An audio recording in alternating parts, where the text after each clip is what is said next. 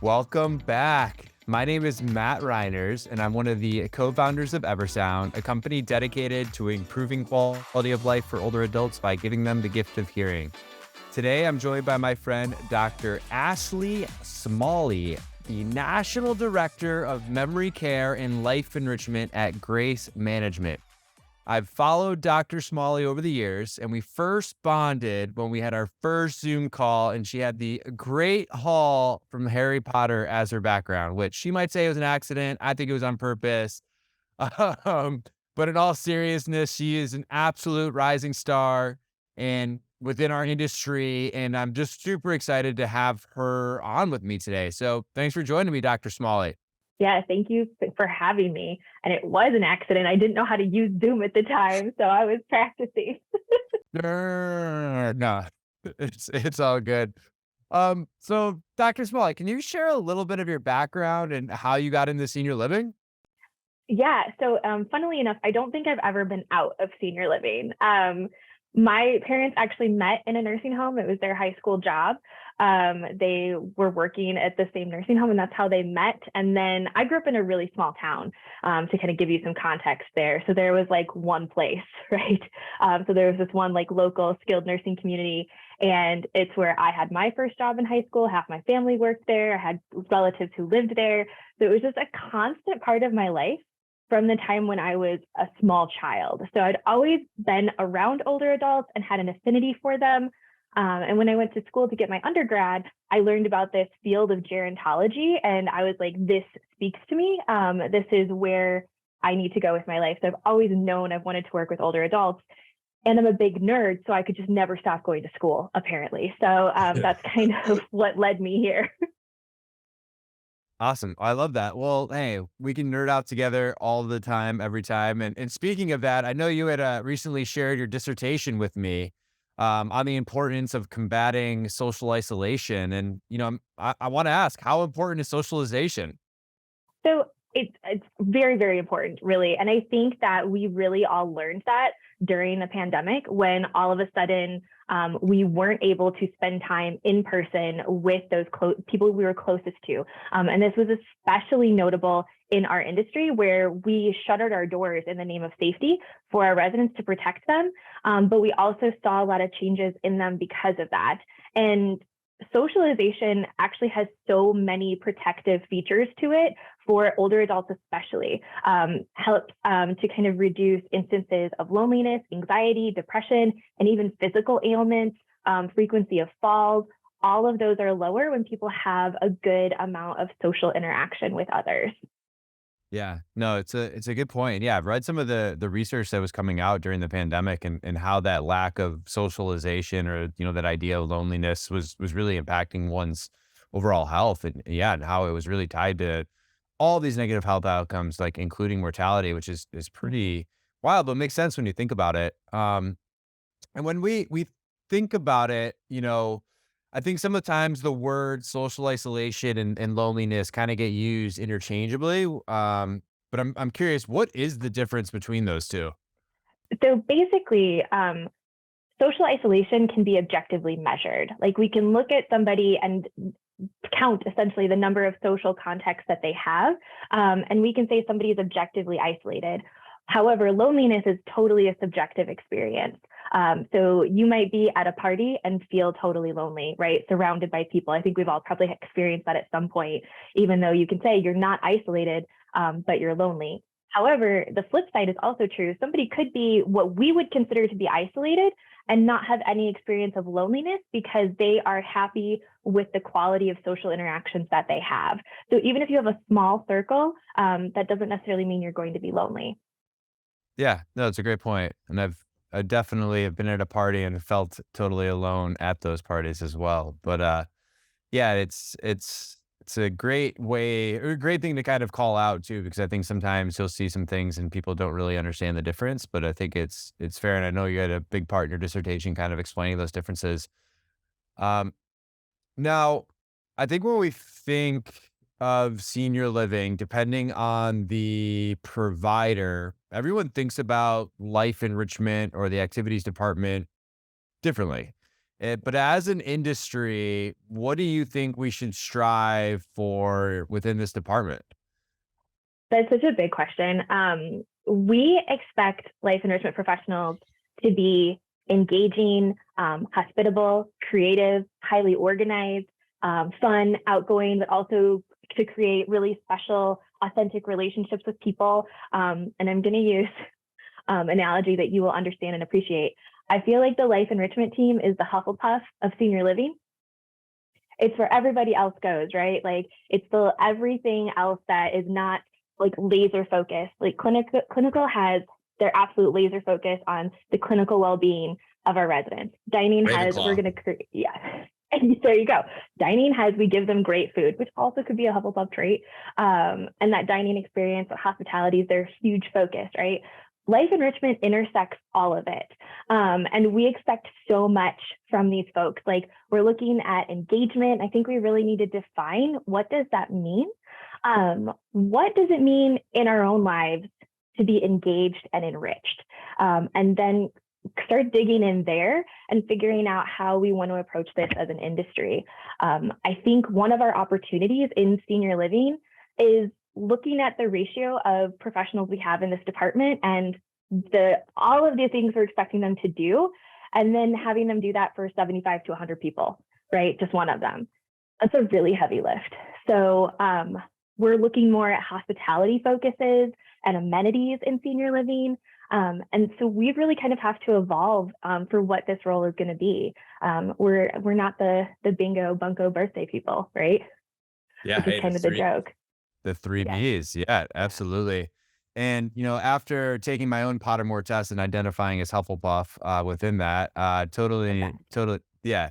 But no, I think it's a good point too, and I think it is an industry. There was this big push over the last 5 years to like really maximize the dining experience and create food. And don't get me wrong, if the food sucks, you'll hear about it. Yeah. But like, there's this other 8 to 10 hours throughout the day where it's like, what are we doing to keep people engaged, keep them happy, keep them smiling, and keeping them really taking part of the living aspect of senior living. And I feel like with one of those things, which I know I read about in your dissertation, is this idea of creating just more intentional, purposeful programs. And Mhm. I'm curious, how do we go about creating more of those?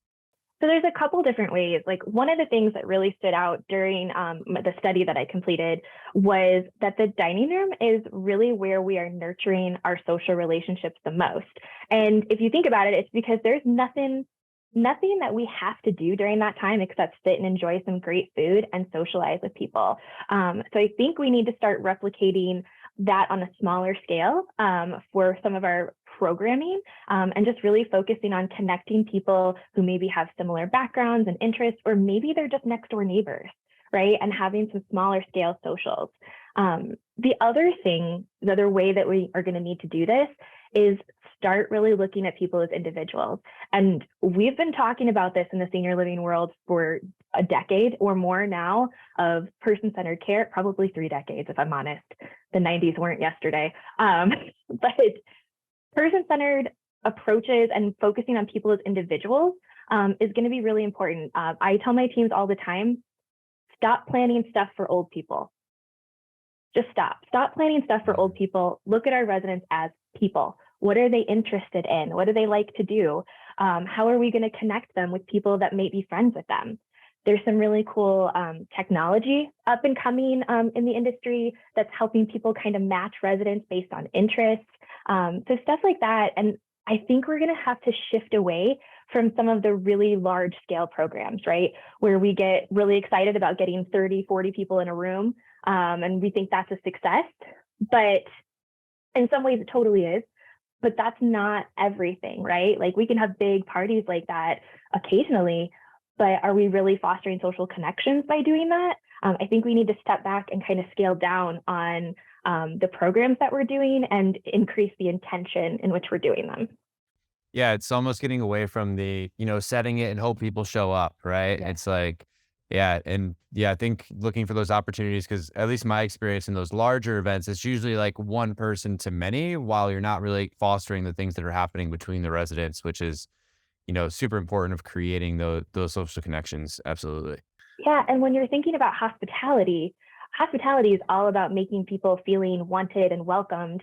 And it's really hard to do that on a very large scale, right? It's hard to make those individual touches for things that are important to one person when we're just focused on getting as many people in the room as possible. Yeah, absolutely. I know early on you kind of mentioned the downsides of, the social isolation and the loneliness piece, but, what does involvement in activities mean for a resident's well-being? Yeah.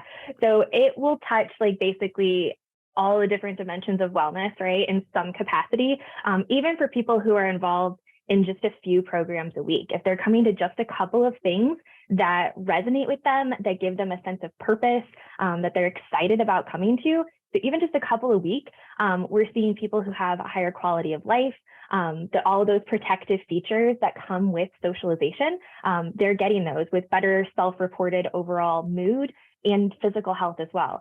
We're even seeing lower instances of emergency room visits for people who have a good quality of engagement. So Wow. those studies are out there, right? And so we just need to find a way to kind of touch everybody in our communities, make sure that we're resonating with them. Our residents, people in general, really, we are curious social beings. So we need one another. It's just kind of finding the thing that's going to pique the interest and really make sense for somebody to be involved with. Yeah, no, it makes absolute sense. And it makes sense too if we're like more engaged with the people around us, and it's almost that level of connection is really, having the positive outcomes, and it makes absolute sense.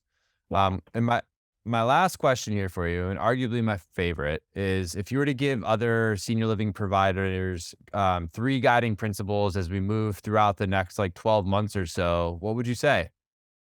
So this was like a big question when I saw it. I was like, whew, oh, that's like, and also I still don't feel like I'm qualified to give people advice yet. Like the doctor hasn't sunk in yet. But so three things though. Number one, I'm going to say take the old out of it. We need to stop thinking about senior living residents as old people. They are people who need different amenities, right? So we need to take the old out of it, plan engagement for people, not what we think old people are going to like. Because we tend to be a little ageist in that way, completely unintentionally. So take the old out of it, and then we'll kind of get pushed out of our box for what we've always done and kind of be able to expand and do some things that are new, fun, and different. The second thing is really looking at hospitality. The hospitality movement is here. It's here to stay. I think it's absolutely where we need to go with senior living, is providing amenities, but also pushing that out for associates and teammates too, making our communities a welcoming place that everybody feels like they are wanted. So I think that's going to be a really important thing for kind of refostering that team, which leads me to point three, which is find the fun again for 2023, because this is really, it's our first like almost totally normal year, right, since 2020. We've spent the last couple of years reacting, protecting our residents, responding to a staffing crisis, all of these things. So this is the first year that's kind of like we're almost back to an equilibrium. And so I want everybody to kind of look back and be able to find the fun again in what we do. We work in senior living because we love working in senior living. And I think some of the joy is missing because of the last few years that we've gone to, and the trauma really that everybody collectively shared in that. So I want us to find the joy again for us and for our residents. Yeah, makes a lot of sense. Yeah, we've been putting a lot of fires out over the last few years, and to, bring that fun back is super important. Well, Dr. Smalley, I appreciate your time so much. I'm so grateful to have amazing people like you who've essentially grown up in this industry, and excited to see what you continue to do and continue to push our industry forward. Yeah, thank you so much. I mean, I appreciate it. I appreciate all that you do in connecting people, whether it's me with other people in the industry or sending me research. Like, I've always been so appreciative of your support in that way. Hey, we're all in it together.